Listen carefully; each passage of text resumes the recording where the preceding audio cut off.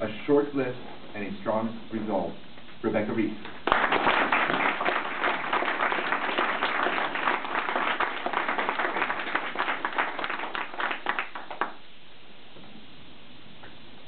How many of you have ever gone into the grocery store with a short list and a strong resolve and come out with way more than you ever intended to get? Mr. Contest Chair, fellow Toastmasters, and honored guests. That happened to me the night before Super Bowl. Saturday night before Super Bowl, I went to the grocery store with a short list, and I had an 8-year-old with me, so I had a strong resolve, and what we walked away from the store with that day was beyond anything that was ever on my list. I had a plan. Part of my resolve was the plan. I had eggs, milk, and bread. Bakery first, get my bread. Grover gets his cookie, that's my son. Head over to the dairy. I get my eggs, my milk. We're out of the checkout. No time. We weren't even to the bakery yet when I feel the tug on the back of my jacket. Mom! Hey, Mom, there's a soldier over there. That's nice, girl. We're really in a hurry. We've got to get going. Heading toward the bakery. Mom! It's a real soldier! We have to go say thank you. I'm from a military family. Out of all my brothers and sisters, I'm the only one not in the military. So I taught him really early on. When you see a soldier, say thank you. Thank you for serving our country. So the kid listens to me. And it comes out when I'm in a hurry. Grove, we were really in a hurry. And you see all these people here? If we stop, we're... Oh my gosh. In Army Potato, a gorgeous creature. Honey, you're right.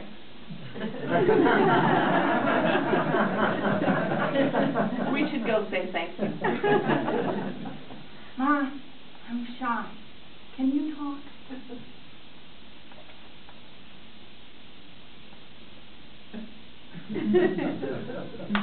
Sure, let's go. As I approached the soldier, I noticed under his arm was a loaf of bread. In his basket was eggs and milk, and he was choosing a chicken from the display. Do you know how tempting it was not to snatch his basket and grab his loaf of bread and get out of there? But I didn't want to set a bad example for my son. I tapped the man on the shoulder and I said, "Sir, my son saw you were a soldier and he wanted to say thank you for your service, but he's a little shy." So I looked him in the eye and I took his hand and I shook it and I said, "Thank you for your service." He looked from me down to my son and then did something that my son and I will never forget. He took his chicken and the bread, put them in the basket, set the basket down on the floor, and he got down on his knee in front of my son. He said, "I am so proud to be a soldier for you." Grover, at this point, looked like he was in line to see Santa Claus. His face was flushed, his ears were red, and his eyes were glassy. The soldier then, staying on his knee, which I won't do, reached up under his jacket, and I hear the tearing of Velcro. And he pulls off this patch. It says U.S. Army.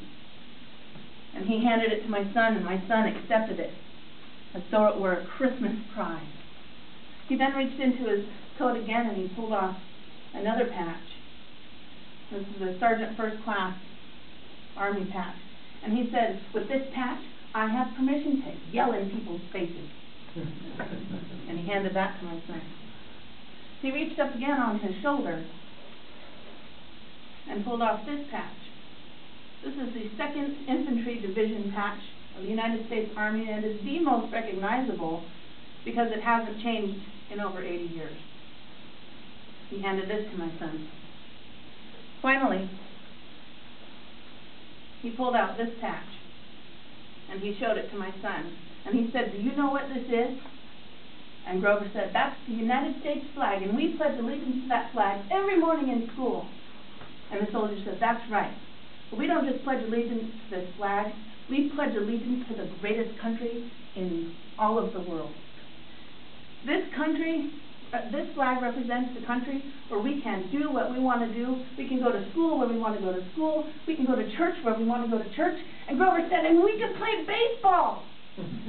soldier said yes, and we can play baseball. He handed that patch to my son and tucked my son's hands around the patches, and he said, now you hang on to those, and if one day you ever decide to become a soldier. My selfish mother's heart seized at that phrase. If you should ever decide to become a soldier, everything in me did not want this little boy to become a soldier. And then at the same time, I'm looking at the soldier, and I'm filled with pride, thinking, what if my son were this soldier? I would be so proud to have my son to grow up and be as honorable as this man. Like I said earlier, I'm from a military family. All of my brothers and sisters are in different branches of the military. 3 years ago, my baby sister was serving in Iraq, and she sent me a letter. And in the letter, she said, you know, Rebecca, I'm not afraid to die here. I'm afraid to come back, and nobody will want me. We all have fears about how people feel about us. We all worry about things in our life. But that was the fear. The biggest fear of my little sister was not dying, but to be back and be unwelcome.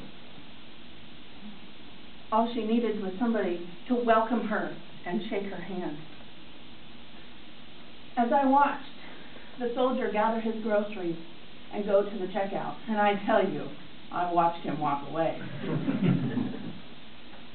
I thought about his short list and his strong resolve, and I realized it didn't contain milk and eggs and bread. His short list contained God, country, and our freedom. Mr. Contest Chair.